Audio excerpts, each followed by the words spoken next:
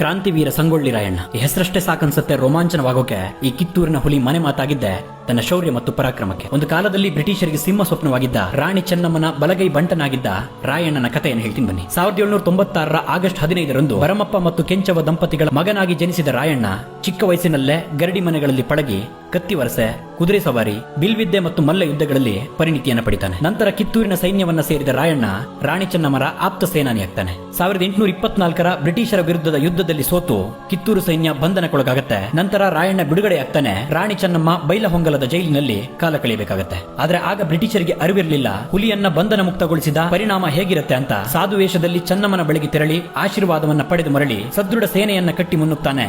ಸರ್ಕಾರಿ ಕಚೇರಿಗಳನ್ನ ಧ್ವಂಸ ಮಾಡ್ತಾ ಗೆರಿಲ್ಲಾ ಮಾದರಿಯ ಯುದ್ಧದಲ್ಲಿ ಬ್ರಿಟಿಷರನ್ನ ಬೇಟೆಯಾಡ್ತಾ. ರಾಯಣ್ಣನ ದಾಳಿಗಳಿಂದ ಕಂಗಾಲಾದ ಬ್ರಿಟಿಷರು ಅದೆಷ್ಟೇ ಪ್ರಯತ್ನ ಪಟ್ಟರು ಅವನನ್ನ ಬಂಧಿಸಲಾಗಲಿಲ್ಲ. ಬೇರೆ ದಾರಿ ಇಲ್ಲದೆ ಅವನ ಸಂಬಂಧಿಕರಿಗೆ ಆಮಿಷ ತೋರಿಸಿ ರಾಯಣ್ಣನನ್ನ ಹಿಡಿದುಕೊಡುವಂತೆ ಕೇಳ್ತಾರೆ. ಆ ದ್ರೋಹಿಗಳು ಇಲ್ಲ ಅನ್ನಲಿಲ್ಲ. ಒಂದು ದಿನ ಆಳ್ನಾವರ ಕಾಡಿನಲ್ಲಿ ರಾಯಣ್ಣನಿದ್ದ ಸುದ್ದಿ ಬ್ರಿಟಿಷರಿಗೆ ಸಿಗತ್ತೆ. ಆ ಕಾಡಿಗೆ ಧಾವಿಸಿದ ಸೈನ್ಯ ನದಿಯಲ್ಲಿ ಈಜಾಡುತ್ತಿದ್ದ ರಾಯಣ್ಣನನ್ನ ಸುತ್ತುವರಿಯುತ್ತೆ.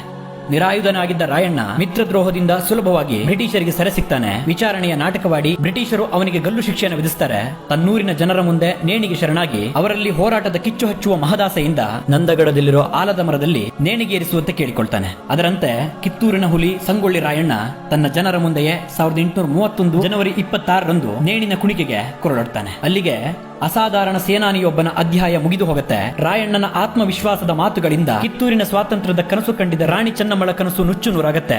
ರಾಯಣ್ಣ ಮರಣ ಹೊಂದಿದ, ಆದರೆ ಅದೆಷ್ಟೋ ಜನರಿಗೆ ಹೋರಾಟದ ಕಿಚ್ಚು ಹಚ್ಚತ್ತೆ. ಈ ವೀರನ ಕಥೆಯನ್ನ ಹೀಗೆ ಹೇಳಿದ್ರೆ ಸಾಲದು, ಕಿತ್ತೂರಿನ ನೆಲದಲ್ಲಿ ನಿಂತು ಹೇಳೋ ಆಸೆ ಇದೆ.